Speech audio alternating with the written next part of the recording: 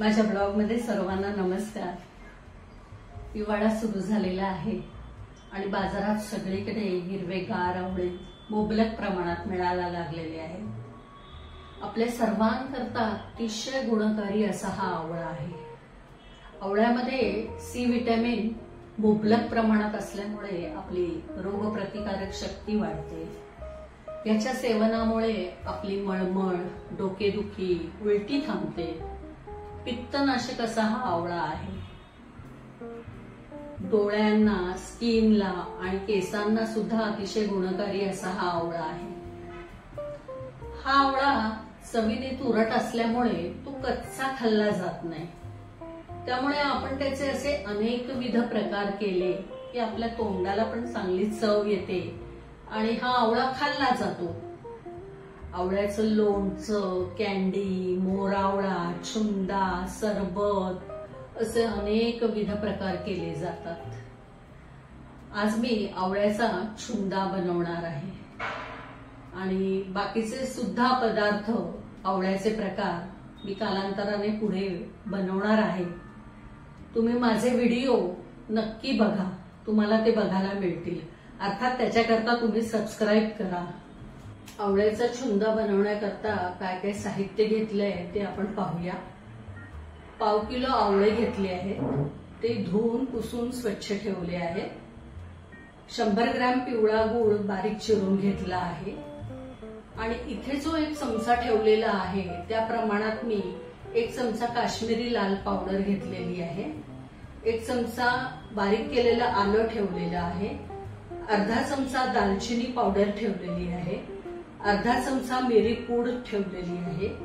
1 चमचा वेलची पावडर ठेवलेली आहे आणि 1 चमचा बडीशोप पावडर ठेवलेली आहे। 1 चमचा लिंबाचा रस ठेवलेला आहे।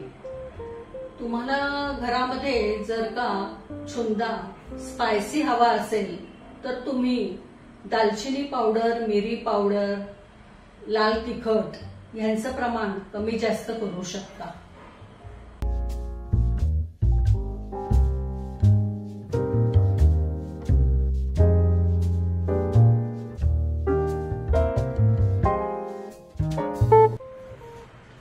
प्रथम मी आवळे कुकरमध्ये शिट्टी न लावता 15 मिनिटं वाफवून घेतले आहे।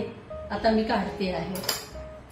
या वाफवलेल्या आवळ्यांमध्ये जे पाणी होतं ते मी या गाळणीने गाळून याच्यामध्ये घेतलेलं आहे आणि हे पाणी आपण फेकून नाही द्यायचं, ते पण अतिशय गुणकारी आहे। त्याच्यामध्ये आपण साखर घालून त्याचं सरबत करून पिऊ शकतो।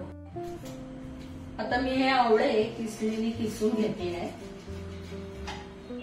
आणि त्याचा किस झाला की नंतर तो आपण कढईमध्ये घेऊन सगळं साहित्य टाकून वाफवून घेणार आहोत। किसणीवर आवळ्याचा किस करून घेतलेला आहे। आता आपण हे कढईमध्ये टाकूया। हा किस मी कढईमध्ये घालते आहे आणि हा गूळ घालते आहे।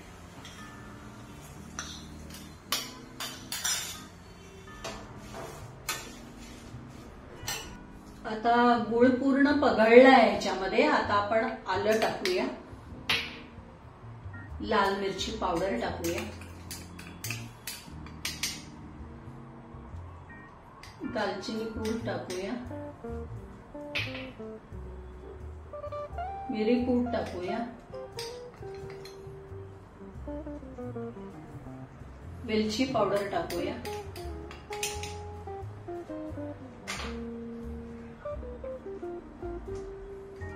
बडीशेप टाकूया,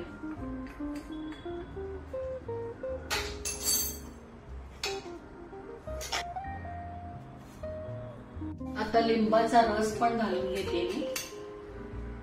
गोड घट्ट होईपर्यंत आपण गॅसवर ठेवूया। आता आपला छुंदा छान असा उकळला आहे। आता ह्या स्टेजला आपण गॅस बंद करूया आणि छुंदा बाउलमध्ये काढून घेऊया। आवळ्याचा चटपटीत छुंदा तयार। तुम्ही हा पोळी बरोबर लावून खाऊ शकता किंवा भाताबरोबर खाऊ शकता किंवा चमच्याने नुसता सुद्धा खाऊ शकता। आवळ्याच्या छुंद्याची रेसिपी आवडल्यास व्हिडिओला नक्की लाईक करा आणि सबस्क्राईब करा. धन्यवाद.